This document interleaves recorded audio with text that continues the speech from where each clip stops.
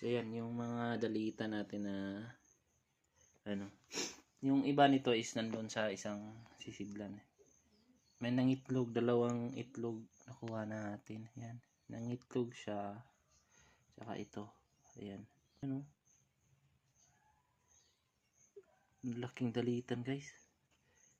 So yung ibang butchog hindi pa nangitlog. Yan. Yung iba kagabi, may nung isang araw to na hunting natin, yung kagabi naman is hindi ko pa na sili dito sa ano, yung mga dalitan.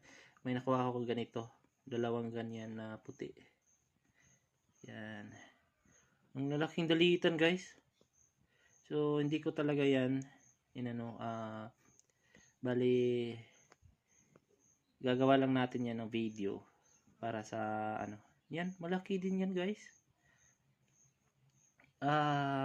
Tatry natin yung bagong load, yung ube flavor na ano, nag-dark siya. Yan. Nangitlog yung dalawa. Yan, saka ito. Yan, saka ito. Puti. So, yan. Ang lalaking dalitan. So, hindi ko talaga yan yun. Kinulik ko talaga yan para makita yung kung gaano talaga ka tapang yung mga dalitan, pulang pusod. So first time kung makikita ng malalaki, dahil yun nga nakasanayan namin dito is yung mga dalitan talaga is hindi talaga ganong lumalaki, maliit lang. Ngayon ito na sila, kahawig na nila yung gagambang mais, yung mga gagambang mais natin na malalaki. Ayun, meron na parang 5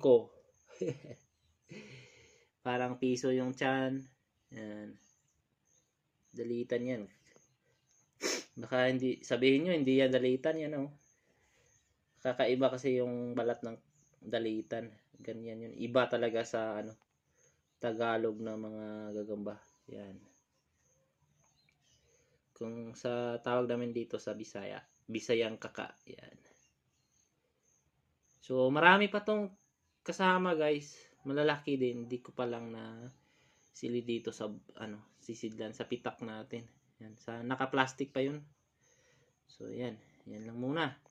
At yun, nangitlog na yung yan, oh, mga dalitan. Kakaiba yung kulay nito, parang gold. Ano?